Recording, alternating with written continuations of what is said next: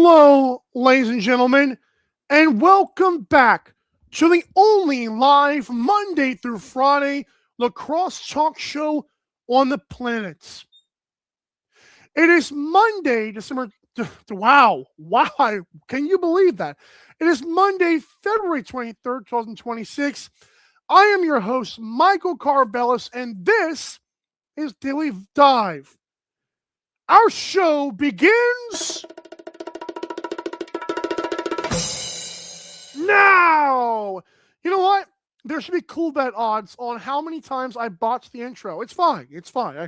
I take it upon myself to do it off cuff after a while, and sometimes it works and most of the time it doesn't. All right, so we are live streaming via the airwaves of North American Talk Radio on YouTube.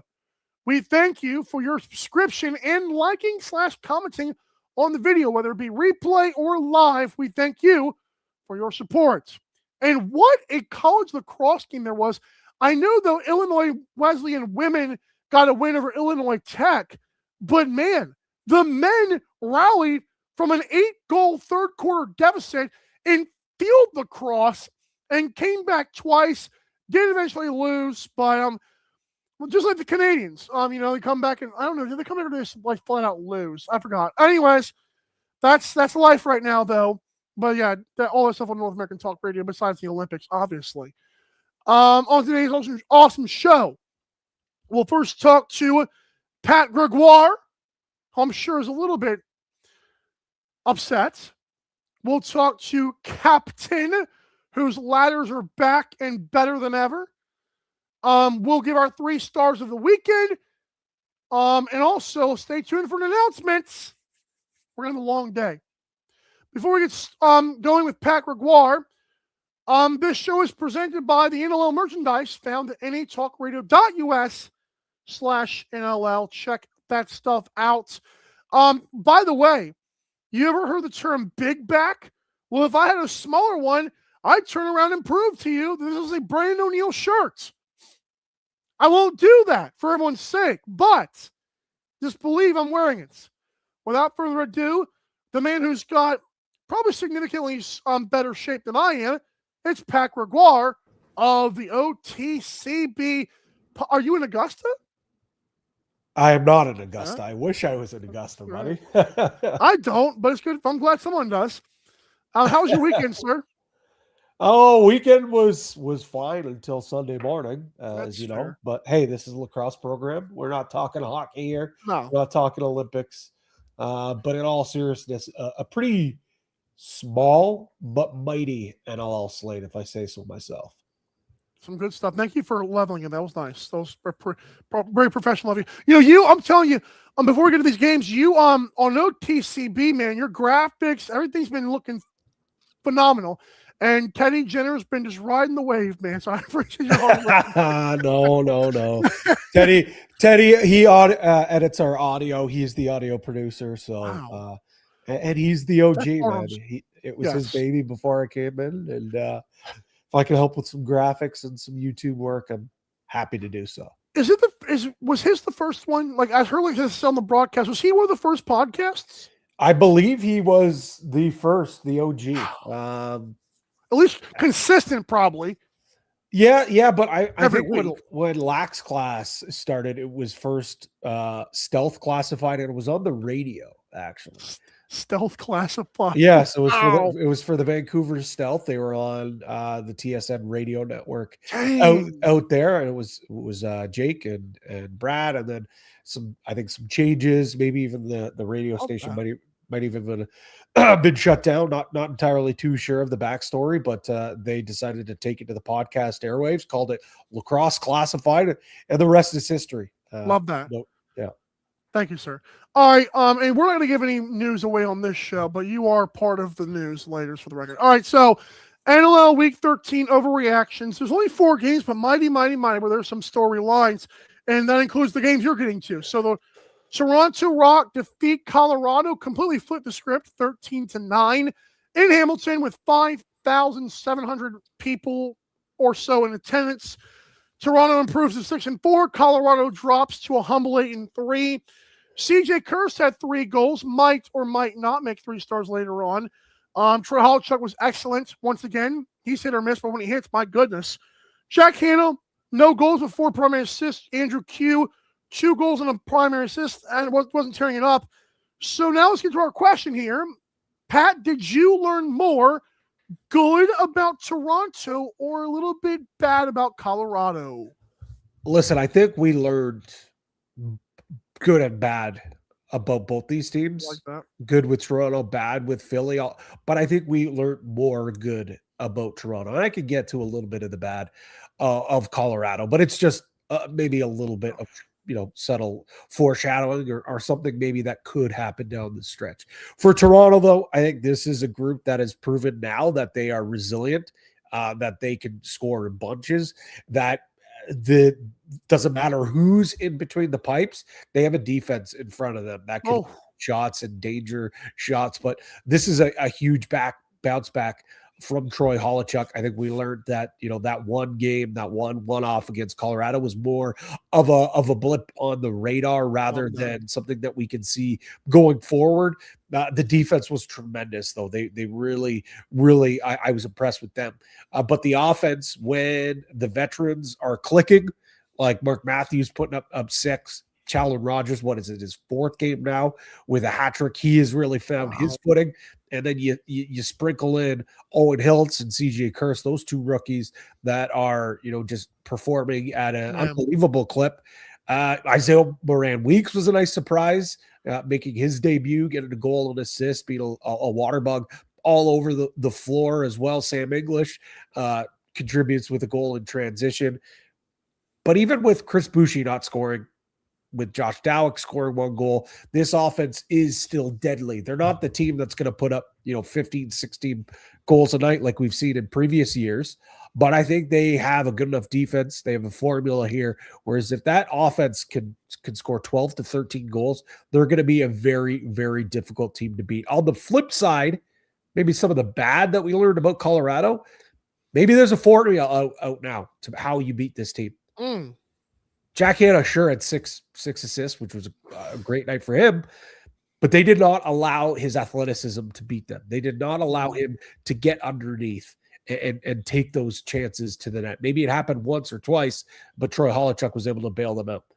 They kept Andrew Q pretty much perimeter the entire game. Scored those 2 goals, but both from the outside. One was from the wrong side of the floor. Just a tremendous shot. If you hold Andrew Q to 5 points, I think you're pretty confident that your team could have success. Will Malcolm, only 3 points. He didn't look as electric. Dylan McIntosh, his 2 goals, right in tight. If you can allow this Colorado team to stay perimeter, pack it in a little more, play tough, don't allow them to get to the soft areas of the floor, maybe that's a way that you can beat this team. Maybe that is exactly how. And it's easier said than done, Mike, because they have such great outside shooters like an Andrew Q. Even Will Malcolm can stick him from the outside. Jack Hanna can do it as well. But the depth, if you can hold those 3 guys at bay, I don't know if they have the depth to take over a game. So that is maybe the formula that the Toronto Rock has just showed for Colorado. Way too early to tell. But if we see another tough team, a great defensive group that can kind of shut them down, we'll see what they do against Vancouver in a couple of weeks. We'll see what they can do against some of these other top defensive teams. If teams show that formula, maybe this game wasn't just a blip on the radar. It's interesting because I wrote down what did you learn more about the good about the Rock or the bad about Toronto, or the bad about Colorado. I simply said the Rock because the roster is still dang good, even after all the turnover. The defense, I said, made up for last week. They made adjustments and battled. What a 4th quarter. Now, that obviously echoed pretty much what you are emphasizing, at least. And by the way, for the record with them as well, if they score 15, I feel like they're winning. They're going undefeated at that point. But as for Colorado, it is interesting the points you bring up. And you mentioned that, maybe they are gettable with the depth offense. And that's not saying Saris and even who was Owen Ron, who I like a lot, who seems like very focused on just getting better. Those guys are still young. Are they both rookies? So like if that's like Ron's in his second year, but he's super young. He just finished his last year. Who is their fourth or fifth option? Right now, it's like when you look at through the depth, that is the issue. Dylan McIntosh, he's like, he's your, I guess, really your number 2 or number 3 righty, depending on where you see Saris. Without Ryan Lee, by the way, for the record. Without Ryan Lee and without Eli McLaughlin, what would this team be with those two guys? I think they'd be world beaters. Thomas Vella, obviously, he is a guy that can provide that spark, but he's more of your hard hat, work boots, grind, set picks, get loose balls, kind of more of that type of player. So to expect him to, have a 5-6 point game every single night seems a little bit unrealistic. So you said, who is that again? Thomas Vella. Okay. So I'm just writing him down because he's a nominee later. Just there's a weird way you worded that, but go ahead. So when you look at those guys, that is their option. So depth seems to be maybe a weak point of this team, but it's easier said than done when you're like, okay, let's just worry about the 3-head monster. If they don't beat us or they don't tear us apart, we can contain them. It's kind of a similar-ish format to what we've seen with the Buffalo Bandits over the last couple of years, but again. It's easier said than done. And I do think perimeter play, if you have a goaltender that's seeing the ball really well from the outside, maybe you can give up those perimeter shots. Just for the record, since I asked the question, wasn't prepared. 4th, Braden Saris. 5th, Dylan McIntosh in shots on goal. And way down to 38 is Vela, who's actually used 2 numbers this year and has found out. But no, it's like literally Saris and McIntosh have almost the same amount of shots on goal as Hannah and Q, even though they miss games, but you understand. Whatever. All right. It is what it is. Next up, Warriors defeat the Bandits 11-9, 9,000, almost 9,400 in attendance. Vancouver gets to 7-3.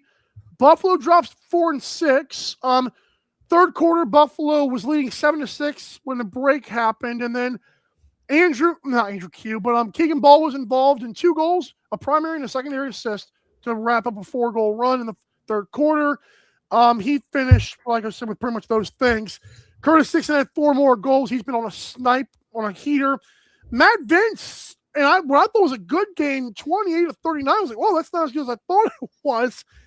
Paul Dawson had 4 blocks. God bless him. But it meant nothing. So, how much out of 10? I had to reword this 1,000 times, by the way, to get it right. How much on a scale of 1 to 10 was it a positive sign that the Bandits only lost by 2 versus a tier 1 contender? Listen, I think there's a ton of positives you can take from this game. You showed that you still have that offensive punch that can score in bunches. There was a time where they completely dominated offensive boards. 2 or 3 goals were directly off of rebounds. Isn't that how they got the lead at halftime? Yeah, exactly. Yeah. And the transition came to life. I thought defensively, they looked a lot better at points. Correct. But if I'm going to put a number on it, at this point of the season, moral victories mean squat. You son of a gun! Go ahead. I'm gonna say 2, maybe 3. Woo! I really don't think it matters. Being close, we're not playing horseshoes here, man. No. This is the game of lacrosse. You got to come up with some victories, and I don't think that the Buffalo Bandits are out of it. They have a massive weekend. This will be the weekend where we decide where the Bandits are going. If they go 2-0. They are going to go all in. This is a team that still has aspirations to win a championship. Saskatchewan and Rochester, for those wondering. Saskatchewan, Toronto. Is it? It is. Oh, I was okay. You're correct. Okay. Saskatchewan goes to Rochester, I believe. I think they're the ones. Yeah, that was why I was whatever. It's all good. But they have a massive prove-it point this weekend. You go 2-0, like I said. I think this team is right back into the thick of things. You go 1-1, you're like, okay, we're feeling pretty good about ourselves, but let's not get too excited. If you go 0-2, blow it up. You try to recoup as many pieces as you can for the future. The dynasty, I'm not ready to say is over, because if you win 3 or 4 championships in 5 years, or if you win, if you go 4 of 5 or 3 of 6, I still consider that a dynasty. Yeah. But it's going to be a different looking group. Sure, the core pieces are still there. It'll be with a different goalie. It'll probably be with 1 or 2 different pieces on offense. It'll probably be with a couple of different pieces on defense. But the chances of going back to back to back to back to making history is gone. It's absolutely gone. So I'm not ready to kiss that dynasty away. But if they go 0-2, they should not be considering themselves as buyers. I don't think they'll consider themselves as buyers. With conversations that I've had with Steve Dietrich, it seems like this is going to be the turning point this weekend. That's when they'll make their decision. Luckily, it won't go well, because next week after these games, the trade deadline is on that Monday. So it'll be very interesting to see what happens with this group. But lots of positives to take, Mike. But at the end of the day, you need the win. And it all comes down to this weekend now. Did you pick Vancouver, just for the record? I think honestly, I think in one pick'em pool I went Vancouver, and the other one. You're like Teddy with your 3 accounts out there. Shame on you, sir. Yeah. I think I went Preston picks. I went Vancouver, but who you got? I went Buffalo. Cheater. Okay. So a couple of things to address there. Number one, I need to let the Natter admin know we do our own announcements here. But there you go. We have Boots on the Ground is in Toronto this weekend with the Bands on the Rock. Awesome. And then I already announced that I was Boots on the Ground in Georgia on Saturday, but now we got both. All right, cool, doubleheader. All right, next up, you said 2 or 3. Hold that thought, and also you mentioned the dynasty of the Bandits because they were doing this topic, like just to connect football here for a brief second here. On First Things First, a show I like to consume a little bit, especially the YouTube videos on there from FS1. They were talking about the Ravens. Are they still contenders even after a down year? Some guy was saying yes. Even this 1 year doesn't make them terrible, even though they have a new coach. Is still weird. Nick Wright likes to break down the Patriots' run in like spurts, like different eras, even though it was all within one big 20-year window. Buffalo's interesting because you've got the before COVID, then they go to 1, and then after they rattle off 3 in a row after the first one. So if they have a down year, if they win again next year? That's an interesting point. If this is still a dynasty, that's an interesting debate point. That being said, scale of 1 to 10, how impressive was this, or how much was it a positive sign? I took myself down to 6. I'll do you a favor and go down to 5 because your mindset was kind of where mine ended up being ever starting so high. I know Brad Challoner was tearing them a new one when that thing was in its final seconds. I just can't believe that it ended like this. And he's right, like they usually do. I cramped. Oh, that's great. Woo, that felt good. That was a nice little hamstring cramp. I'm sorry about that. Ow. Anyway, I gotta start moving around. Anyways, you gotta stretch out. That was wild. So Brad Challoner was like pretty much saying like the little things they do does not really. It doesn't sound like they're doing those things. And I was like, okay, that's nice. And he was right about that. But I picked the Bandits to win the game. And I would be lying to people if I said, I feel so disappointed. I didn't put in my best bets because I was hoping they win. I thought they would win. Gamble Guy did it, for crying out loud. But I'm like, I was impressed. And let's say Gamble Guy. Let's not. What a weekend! Great weekend, but let's not celebrate our wins before halftime. Let's allow it to get there a little bit earlier. That's when I had my 6-0 weekend after the same crap. But the one thing I wrote down, you said it almost verbatim to start. I think it speaks volumes that at this point in the season, we're at moral victories for the Buffalo Bandits because they know that's not acceptable. It's kind of like where Osh was at, like, what are they, 2-9? I think it was Lucas, maybe, or someone asked them in the post game. They asked Glenn Clark, "Hey, Glenn, any positives?" Well, it was Lucas Argier. He was like, "Any positives from this?" No. He said no 10 times. Yeah. That's 2-9. These are the 3-time defending champions, 4-6. And it's not just like 4-6. It's who they've lost to at home. It's not closing the deal When you have Vancouver, the same way Saskatchewan was dead to rights and they got him and they finished the job, Buffalo didn't. With that being said, I'm now at a 4. I can't stand this. Yeah, it's Mike. It's totally true, and a lot of the issues or a lot of the problems that this Bandits team had in that game were self-inflicted. Yes. You talk about Brad Chandler, and he was absolutely spot Love on. it. I was screaming the same things at my TV. Yes!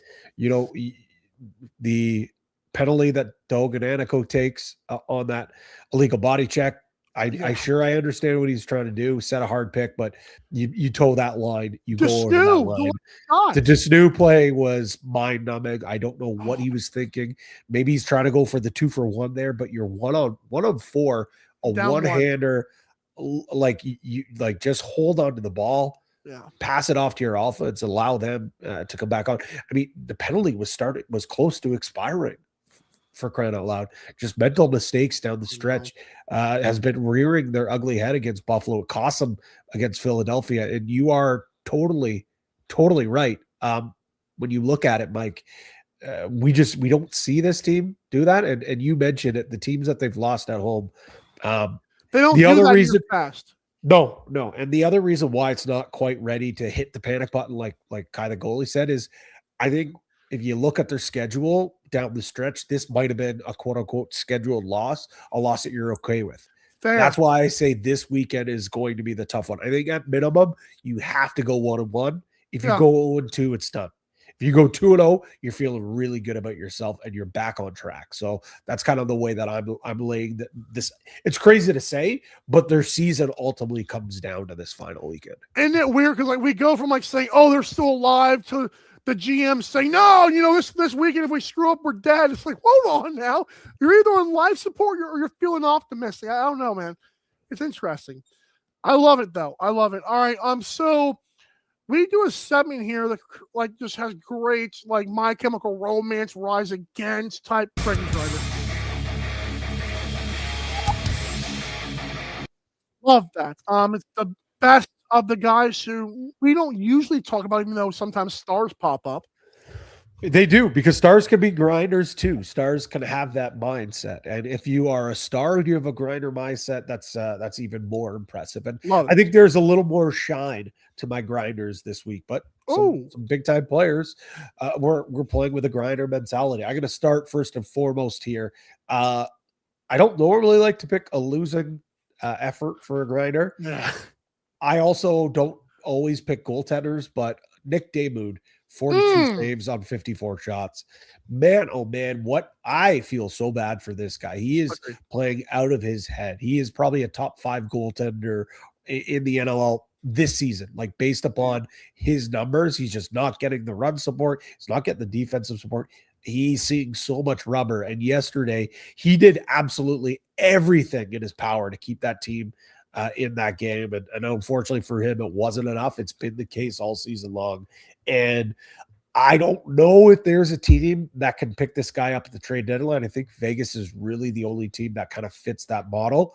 But, for me, I would love to see Nick Damoud on a championship contending team, because I think he could elevate a team to get there. Vegas is the no-brainer. Vegas is obviously the no-brainer. I'd be curious to see what happens in the offseason with Matt Vince. I know there are some young goaltenders waiting in the wings, but I don't necessarily think that they are ready to go. No. I think Nick Damoud would look really good in black, orange, and white in front of that Buffalo Bandits defense. Next up, it was the Friday night game. We've already talked about it with Vancouver, but I'm going to go with Owen Grant. And Owen Grant, sure, he finally got the production that we've been waiting for, or some folks have been waiting for. But as Kurt Malosky's told me, and I've mentioned on broadcast when it comes to Vancouver, is, hey, listen, this guy maybe isn't putting up the numbers that we saw last year to be transition player of the year, but that's because he's playing more of a shutdown role. That's why he's going up against the best of, offensive players each and every night. And he did that again, held Dane Smith to just 4 points. He was an absolute menace. And when he got the chances, he cashed in, finished with 2 points, 5 loose balls, 2 caused turnovers. OG was a wrecking crew once again, and a big reason why Vancouver was able to come back and win that game. Next up, and it will be Greggy's grinder for the week, talked about it. Star power, Latrell Harris. Oh, Every time I would look at the defensive end for the Toronto Rock, someone was picking themselves up off the ground because Latrell Harris was letting the bodies hit the floor yes. all right. There's mammoth players just all over the floor, whether it was, transitioning up the floor on the forecheck, whether it was in the defensive end. He was just he was playing like a man possessed. I don't know if it was because it was bobblehead night and he wanted to show out for his bobblehead night. Also, if you watch on their social media for the Toronto Rock, they always do those post game locker room chats. And Matt Sawyer, said, like, I had a conversation with this guy throughout the week, and he stepped up big time. So I think Matt Sawyer might have said, hey, listen, we need you to step up. We need you to be even better than you have been. And boy, did he step up. I think he's got a qualm here with the NLL stats crew because he only finished with 1 caused turnover, which doesn't make sense for me. 4 loose balls, which maybe checks out. But again, like you talk about how this Colorado offense looked so explosive throughout the entire year over this especially the 7-game run that they were on. They didn't look as dangerous. And I think a big reason was because of guys like Latrell Harris kind of putting the handcuffs on some of their top players. I note to self, not only did I unveil based on paying for an article for the NLL of suing Kilo, apparently Latrell Harris and Mr. Snoo are suing Champion Data, allegedly. It's a lot. It's a lot. I remember last week. Okay. Oh, boy. Don't you dare comment on that. All right, here we go. Make sure it has a thermos first. So this is a good one. And it's not even the best one we have. Oh, please have a thermos. Yeah, I thought it did. Who cares? Oh, that is elite. And Robin. Elite. Oh, my. Call God, baby. That is elite. That's I love like the blonde, like what episode blonde kid in burning building? Yeah, I don't know. Hey, I can't recall that episode or that comic, but they those guys, Batman and Robin. There's a few Batman and Robin in the NLL. Maybe that'll have to be a segment for you. It's Mike's lunchbox. All right, so Jeff Teaton Heller. Anyways, there we go. 2 nominees as well and 1 winner. Robert Church, actually. Happy Sunday, dude. It's not even like the dirty work, even though it kind of was. The plays he made in Philly, there was like 2 passes, I think even a goal. He's dead to rights. And he doesn't just make a good play, he makes the perfect play all 3 times. I don't know if he planned it, but he clearly, his veteran presence kicked in. I thought that was enough to get like, okay, I see you, pal. I'll give you want a bologna piece of my Lunchable? Here you go. Or a Dorito? Well, I think the Dorito works better. There you go. Or a cookie. Next up, this guy, I texted you, and it wasn't the case, but Trent DeChico did not win it, but he was darn close. In a game for Halifax San Diego that was it looked just like Buffalo Halifax last. They won it so badly. DeChico only had 5 loose balls and a caused turnover, and it felt like he did everything in his power. He might be joining the lawsuit now I think about it. He was great. But the same game, I'm picking a loser. This guy was, we'll talk about him later in the day, I would say. Jake Withers. So not only did he have 2 primary assists, 3 caused turnovers, 6 loose balls, and those loose balls were not just, from winning clean. I think one of them was. He 12-8 against Baptiste, who literally smoked Naso, okay? And Withers was kind of 50-50 with Naso a couple of times, but Withers held up. Withers played defense. He ran transition in a game that was so wild. Just like the final team that broke, unfortunately, was Halifax. Withers has got to feel a little bit good about his performances. He was grinding out there. He was bringing that retro lunchbox to work. If you dare take my money, this thing's going over your head. The tin's going over your head, pal. He was great.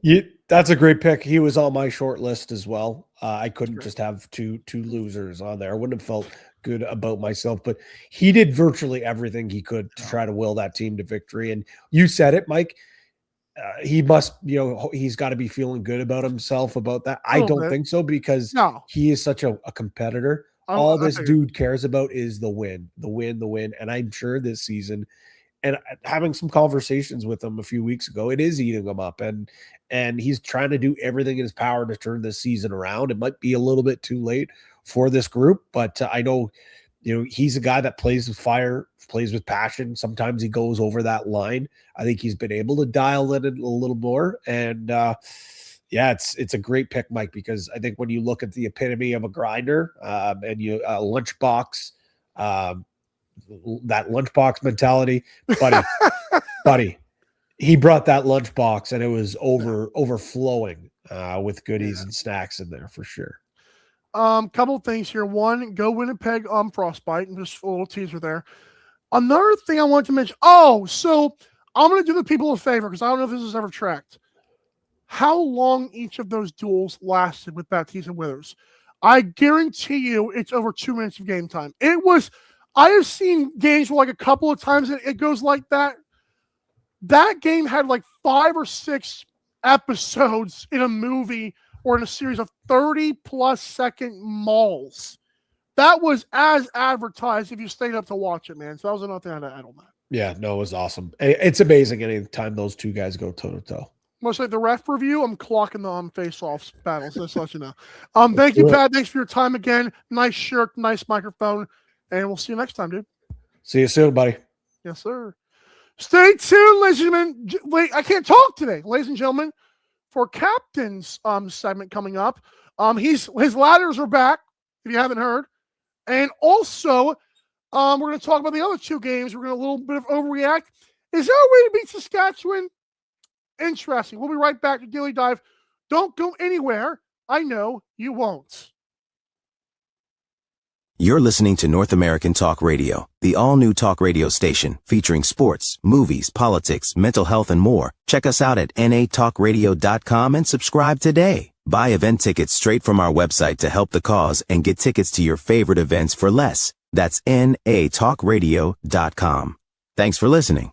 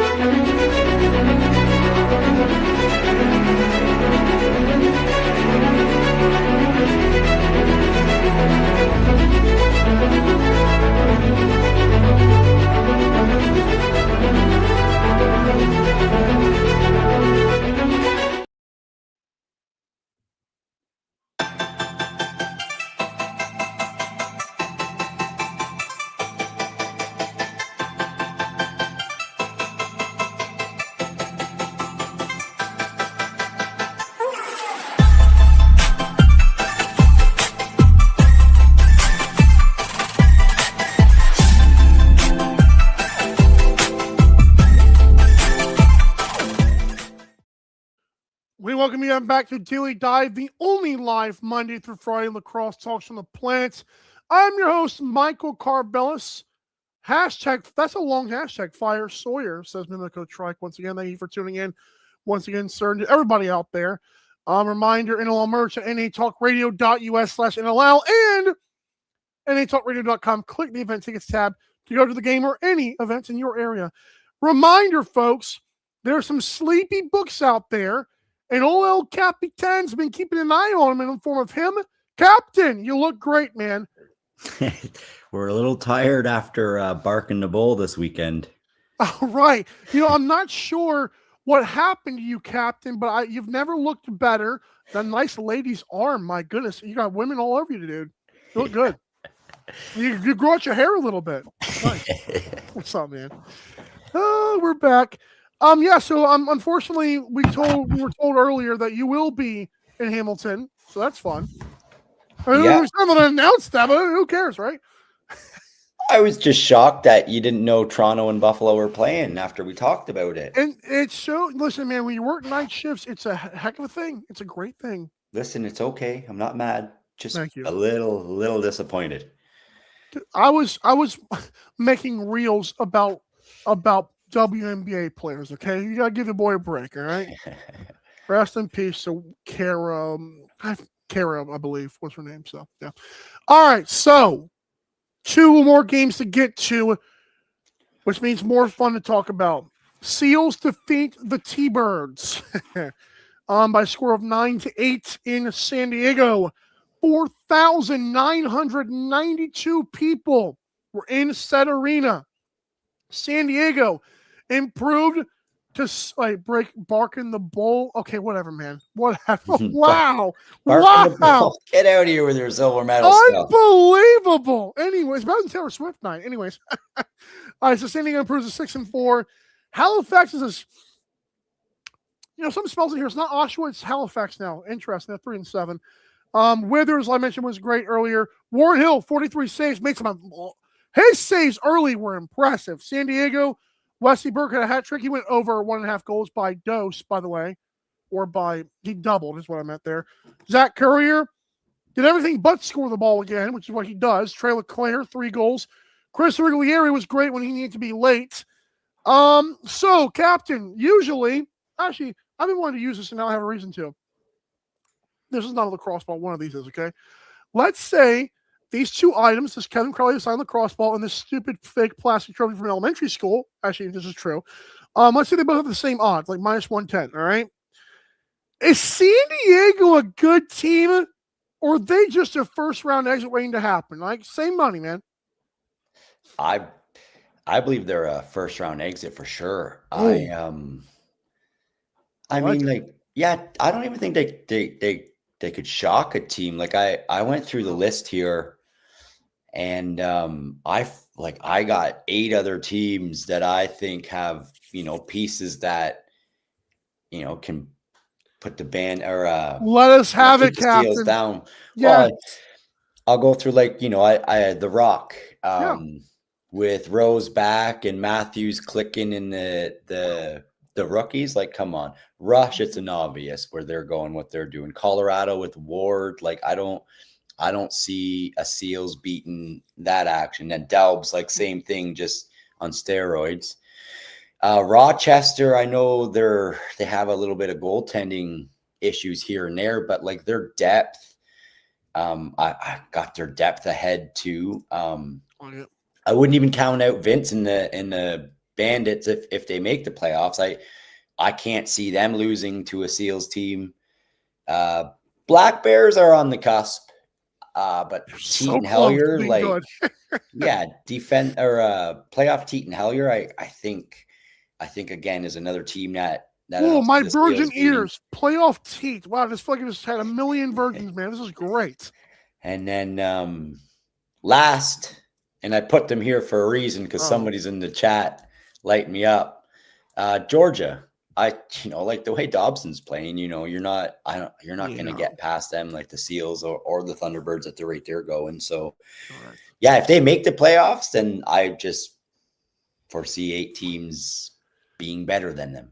It's funny because there's only 8 teams in the playoffs, first of all. Second of all, if there is one team who's very familiar with how the first round works, it's the Seals. Yes, sir. Oh, wow. Now I'm conflicted with my 2 odds here. Again, one of these is with even odds. San Diego's a good team. The other one is first round exit. Kathy, you can hold that. I'll hold this. Okay, so let's see how that works. I actually love those props now. I think they're a good team. I don't know how good. I just know that in a league of parity, is there small potential that they upset a sleepy Vancouver game for your life? I mean, this team's always sucked with expectations. With none, why the heck not? And let me just paint it a little bit here. Their defense in transition is what's going to carry them. I don't think a Riglieri is going to win you games. Now, maybe 5 years from now that changes again, back to where he was when he started. he doesn't come across as a guy who makes those electric saves. I'm like Warren Hill out athleticizing you in that game was kind of like, I don't really care for that too much from him, from O'Riglieri. Their offense captain, to me, they've been so tired at times. And I thought this was going to go over. Who cares? It didn't go over. But they've been so tired. Wesley Berg finally had a hat trick. Trey LeClaire having a career year, breaking out finally. Pat Cavanaugh did not even play. He's one of those good Americans. No offense to the hockey team. But it looks – I feel like the ceiling I have not seen offensively. Now, you might be right that this one right here, I'll take it back from you, a little bit of picture magic there. See? You might be right about that, but I'll hold on to these odds knowing there's a chance. However, if your thing was plus money, I'm all over it. But, even odds, I'll take my chance. I'm just looking at strength of schedule, too. Like, they've had it pretty light, Wings twice, Roughnecks. They had the Bears early when the Bears didn't really know what they were doing. Correct. Oshawa, we know what's going on there. So, the Seals got a tough one coming up. They got Mammoth, Warriors, Rush, Bandits, Rock, Swarm. And of those 6 teams, I named all 6 of them in my I don't think they're going to beat them. Love it. Also, cool bets. Remember last Wednesday's topic, 4 bets for make or miss the playoffs, Seals to miss at plus 120, a little bit sexy if you ask me. Yeah, looking at that schedule. So this was plus 120 for the record. The only thing that sucks, though, is the Seals end the season with the Dogs. And that don't say, that hey, that Joe could Style, come down to who gets a final spot potentially. Or how much ever money the grandfather pays out. I don't believe in that, but You're right, though. You're right about that. All right, next up, Captain, in front of 6,900 people, the Rush defeat the Wings. I was impressed. I kind of poked fun at the winter storm.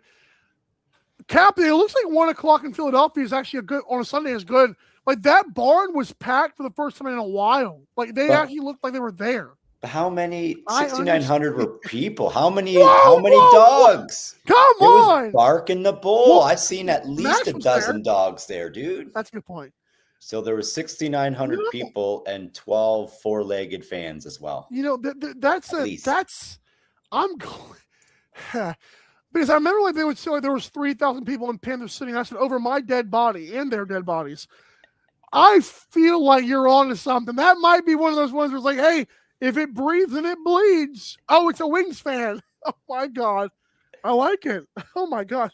Any way to keep your franchise. Oh, that's They're the only team that does it. I love it.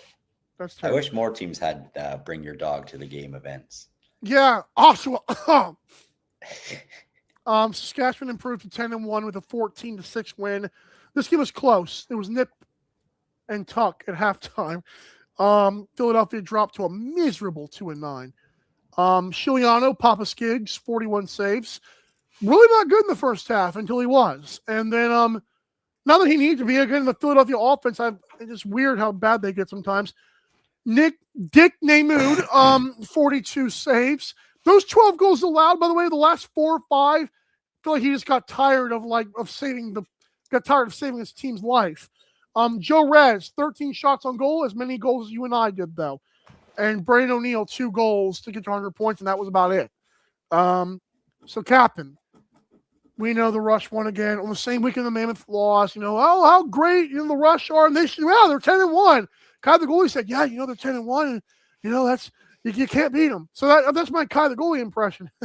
Captain, if you're the coach of a team, what is priority 1 in how you're beating Saskatchewan, especially in a 3-game series?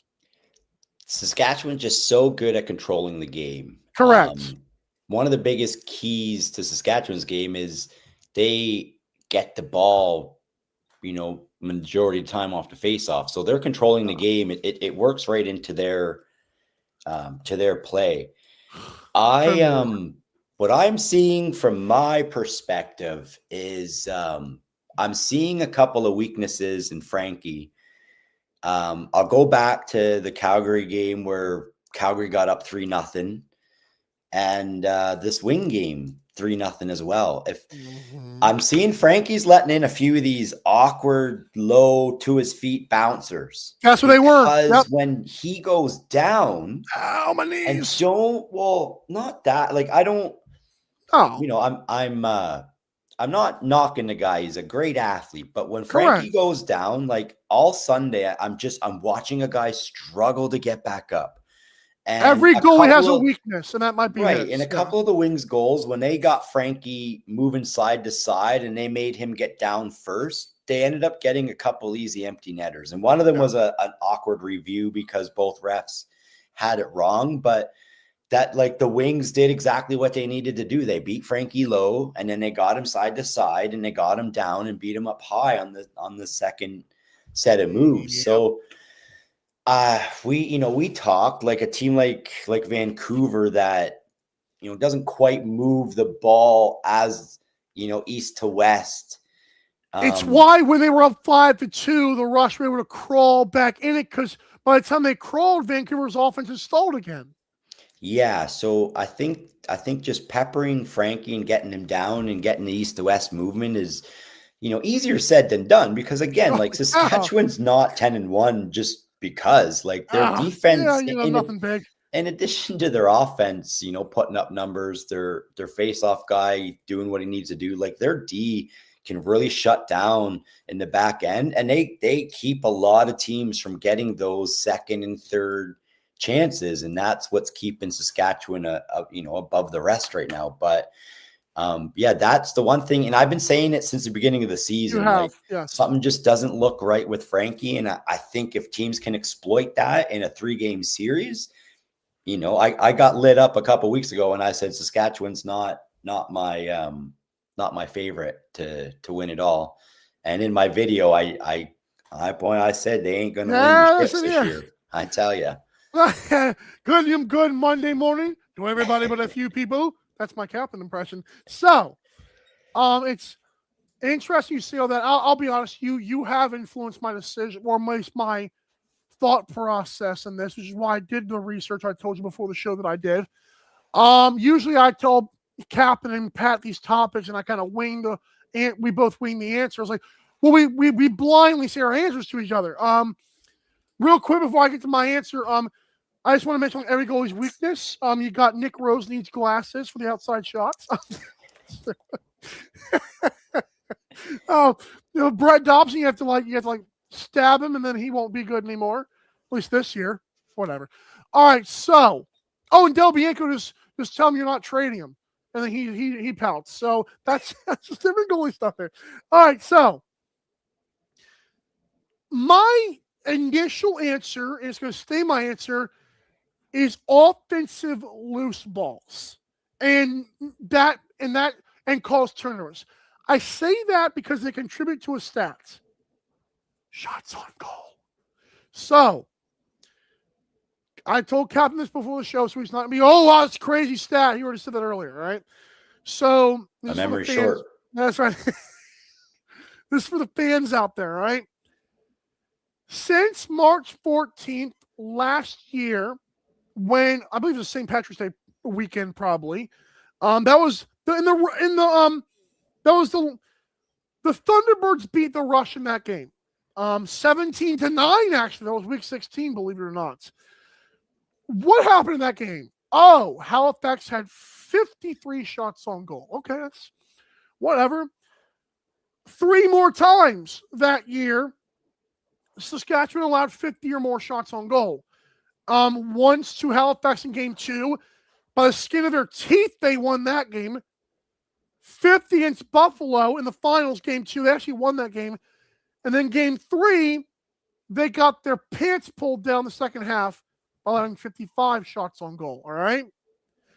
This Where are you year, going with this? No. This year they've done it twice. Calgary, 52, and that was when we thought, are the Rush even that good?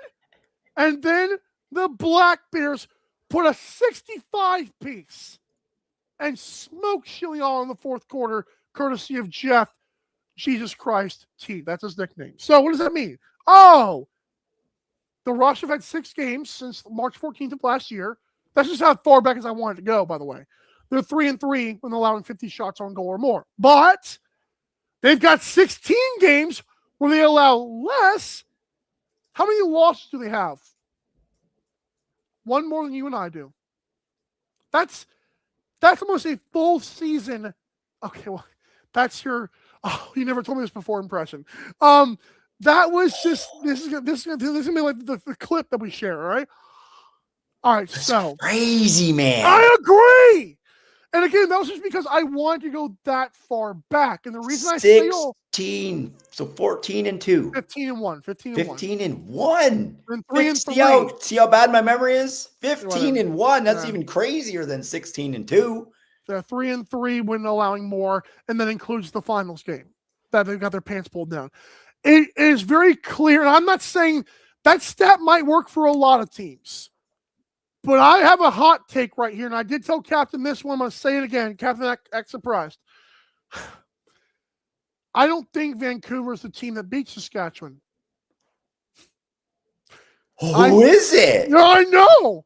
I think if Buffalo makes it, it's the Bandits because of Kyle Buchanan and DeHoga, and then Josh Byrne and Dane outside grabbing Lucy's, or Colorado. And Colorado is probably my pick. Throw your headphones on. This guy's crazy. What Max is probably still sleeping after all this emotions from you. No, but I said it before, guys. I said just give the Rush the trophy. I'm taking it back from them because I know the formula. It's hard. You said it perfectly, Captain. They set the tone. They control the game. It happens 6 out of the last freaking 22 games where they don't control the pace of the game. You hear that, boys? Coach Karvelis cracked the code. Celebrity coach, by the way. No, I wish. I want people to understand there's a scenario, but it's only one way to do it. Because Scigliano is awesome. But as a bigger guy, and I'm no professional athlete by any means. Really? I know. But there's a scenario. You get the big guy moving more, and especially after a rebound when not just the defense gets tired, but he gets tired. That's the formula, especially if you put them dead to rights the way Vancouver and Philadelphia did. Philadelphia doesn't have the horsepower. Vancouver doesn't have the pace or the friendliness on offense. Colorado has the formula. They've got a complete roster. They pepper the Mets. They've got the Dylan Ward to save you on the other side. The key is who sets the tone early. That's crazy to me. I like Thank it. you. Thank you for your you just won about 10 Oscars just now. But yeah. Captain, I appreciate you for all your time today. Do you want to stay with me for 3 stars and I'll let you go for the announcement later? Yeah, sure. I'll share my 3 stars, right? So our 3rd star, and by the way, yesterday on the broadcast, they botched this, by the way. So everyone was sleeping in Philadelphia, including the production crew. I was told, I didn't know how this worked either, but producer Joe told me years ago, 1st star is the most important. So we're going to go 3rd to 1, all right? I know Canadians are like, oh, I knew that. We don't do that here. We only win gold medals. That's all we know. All right, so actually not all we know. Listen to her over there. CJ Kurse, Captain. Not too shabby. He was good. This guy had 3 goals, and 2 of them were at the crack of dawn when they needed it the most against the Mammoth, just to make our ladders go. Oh, we're going to get your ladder, too. I forgot about that. We'll hold on for a minute. 2nd star, Keegan Ball, spelled with 1 L, but it still does a trick. So this is like what? Like only 2 goals, 3 primary assists? Well, here's the thing. Keegan Ball in that 4-0 run I mentioned earlier with Pat Gregoire, he scored the 2 goals and then secondary assist and a primary assist, part of that 4-0 run to take control of that game. And then 1st star, Captain Keenan. Can I interest you in 8 daily dive /true points here? 4-4, 4 loose balls, whatever.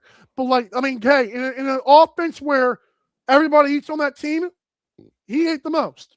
Just like me and my family. Like, mom makes dinner, gotta save about half the plate for Michael. Thank you so much for that. But yeah. Your ladder updates, and then we'll let you go. I'm sorry, I'm selfish. So where are we at? Like greedy step what?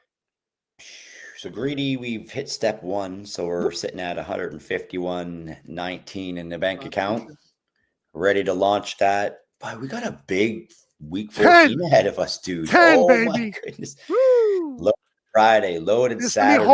It's gonna be hard to gamble responsibly, polar bears. And then one more on Sunday just to keep us all happy. And safe ladder, we hit step 4 with just a little easy peasy rush money line. Not too. So we're I up meant to wake up and do that, but I didn't. 214 for the safe ladder, looking to hit $1,000. So by this weekend, use your tweet, right? You want to do that this weekend? No, I would love to. We'll see. I'd love to make 2. I'd love to climb 2 rungs this weekend. Like we've got safe. 4 or 5 games each Friday and Saturday night. So 4, 5, and 1 is the way it lines up. So 4. Awesome. Let's go. More loss, the better, baby. You will be in Hamilton. I wonder if you'll be able to take it if you put it on that game. I can't do it no more. I'm leaving this barn. I'll be in Duluth, obviously, wearing this shirt because there's no Lyle Thompson gear. I got you guys.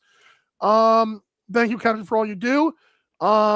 And we're going to let you go for now, and then I'll have an announcement on the other side of this break. But Captain, thanks again, sir. Stay safe. Safe climbing, by the way, folks. He's awesome. I can't believe I did 3 stars before I got to his ladders. Unbelievable. All right, folks, when we come back to this awesome show, we're going to wrap it up Trojan style. You're welcome again on the free sponsor there. I love that running joke at this point. We're going to wrap it up with an announcement. You guys saw a little bit of teaser last night. What's it about? We'll be right back to Daily Dive. Don't go anywhere. I know you won't.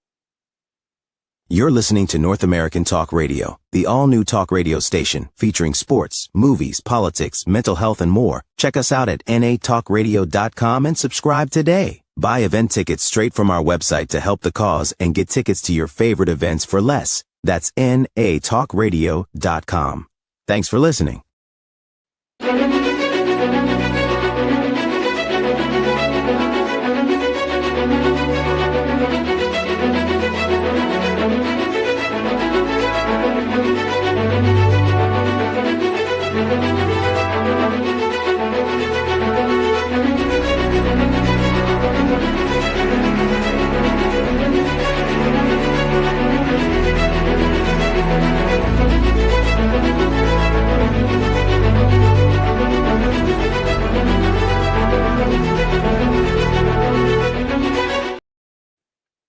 You're listening to North American Talk Radio, the all-new talk radio station featuring sports, movies, politics, mental health, and more. Check us out at natalkradio.com and subscribe today. Buy event tickets straight from our website to help the cause and get tickets to your favorite events for less. That's natalkradio.com.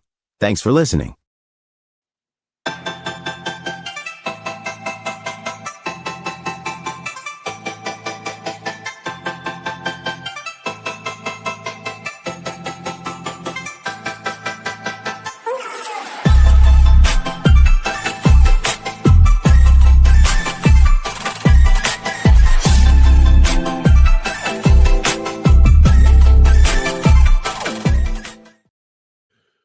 I cramped so bad they call me Lindsey Vonn. You're like, what kind of a joke is that, dude?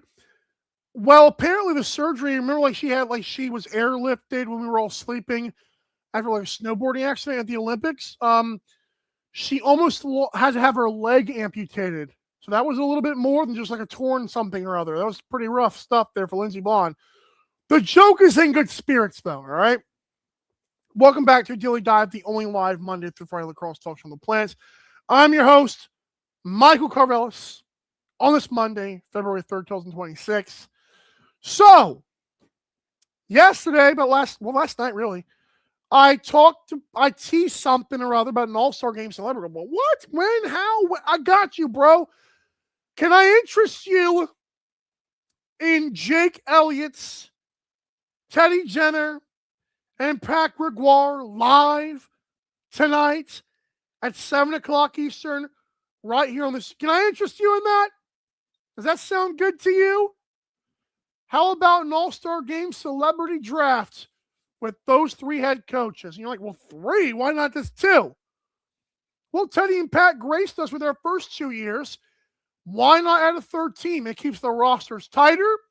You'll see more on that later throughout the day leading up to that event. But after this is over, I'll create that event, and you can wait for it on YouTube. So more reasons to subscribe before you leave today's show. Again, tonight, 7 o'clock Eastern, live All-Star Game Celebrity Draft. They've got team names. We've got I picked 5 goalies, 16 offensive player, 10 defensive/transition players. They added 9 coach ads, by the way. Again, more details to come.